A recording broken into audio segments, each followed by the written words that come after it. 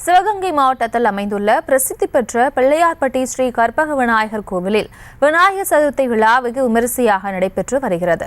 மூலவருக்கும் உற்சவருக்கும் சிறப்பு அபிஷேக ஆராதனைகள் நடைபெற்று வருகின்றன. இது தொடர்பான மேலும் விவரங்களோடு இணைகிறார் எமது செய்தியாளர் சதாம் ஹுசேன். வணக்கம். மேலும் விவரங்களை வழங்கலாம்.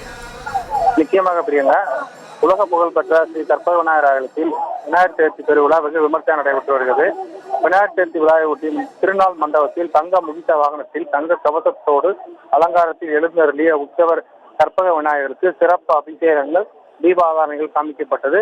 திருநாள் மண்டபத்திலிருந்து மேலதாளங்கள், வாத்தியங்கள் முழங்க உற்சவர் கற்பக விநாயகர் தீர்த்தவாரி நடைபெறும் குளத்திற்கு அருகில் வருகை தருவார்.